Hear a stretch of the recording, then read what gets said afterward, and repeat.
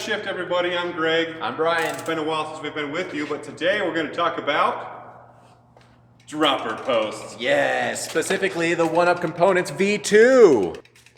For those of you who don't know what a dropper post is, Mom, it is the post that your seat sits on, and while you're riding, you can drop it so you can move around your bike. The trail's right here, very smooth, decently flat. You don't need to be all over on the bike. You're kind of in a static position, like this. Seats up, and I'm just pedaling. So you can see right here, the trail gets a lot rougher and a lot steeper. We want to have a more dynamic approach to this, meaning we want to move around all over the place on the bike. You can't do that as easily when the seat is all the way up here. You got to drop it down, get it out of the way. Why don't you demonstrate? I can move around and do that. Demonstrate.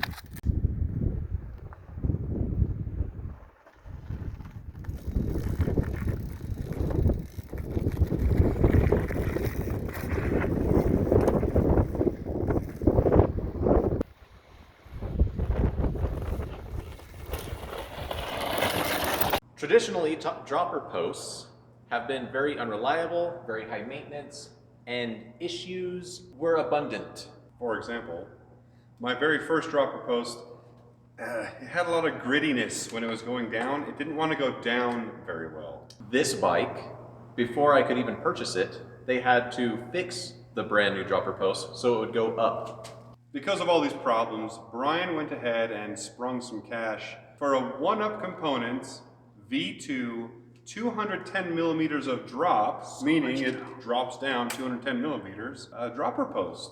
The thing that makes this dropper post different from any other dropper that I've had is that it works.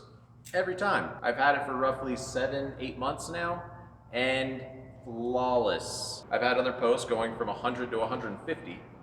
170 millimeters in any other brand is the max that will fit in this. 210 millimeters versus other brands where they're closer to 200 millimeters of drop. This one's actually shorter than those, allowing me a longer post to fit in a smaller space. First though, we want to hear what you guys have to say. What are your favorite dropper posts? Leave your thoughts in the comments below. If they're down there somewhere. Let's go into a few of the things that I do like. The pros. It was very inexpensive compared to other posts. $250, you get the dropper and the remote. $199 for the dropper, $49 for the remote. It was very easy to set up. I have had a few other posts where that is not the case. Plug it in, set it, and you're dropping like 210 millimeters. Dropper guy. It's been cold, it's been hot, it's been covered and caked in mud, dirt, dust. Gosh, it works. It's reliable. Another nice thing is that it's lightweight compared to other dropper posts of its category. A+ for engineering. What are some things I don't like? Don't yell at What me. are some things I don't like about this? I don't know. I have had a couple posts where when you push the button to send it back up, it's pretty, you know it's there because like it's this loud. one, listen, ready? It's loud. Stop. It's really loud whenever the post goes back up. This one, it's not very loud. One other con is the remote is sold separately. It is $50, but you can use a remote from your existing dropper. And then you only have to spend $199 on the dropper itself. On the trail, this thing is beautiful. I thought at first 210 millimeters of drop might be a bit too much. I have gone back to a couple bikes with less drop and I want more. Is it too much? My answer for myself is no. Out on the trail, it's very smooth. It is confidence inspiring because you know it's gonna work. Now, one of the cool things about this is you can go from 210 millimeters of drop down to 190 in 10 millimeter increments. So you can go down 20 millimeters, 10 millimeters at a time. Why would you? If you were maybe a little bit smaller, you could do that. Why should I buy that? I am in the market for one. So you specifically, you like to do jumping and skipping. whilst on your bike. I do. And you like to whips and tabling tops.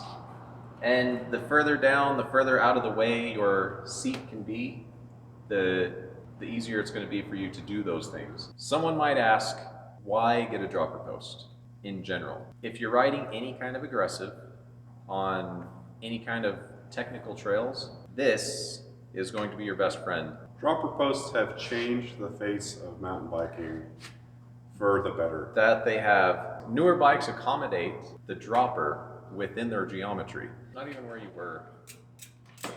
Thanks for joining us today again. This has been Shift. Damn it, Brian. Okay, try it. Do it for real this time. I'm trying. Thanks for joining us again today. We talked about our dropper posts and we hope you enjoyed it. You know what? If you liked what we did in this video, go ahead and subscribe. There's going to be more coming at you.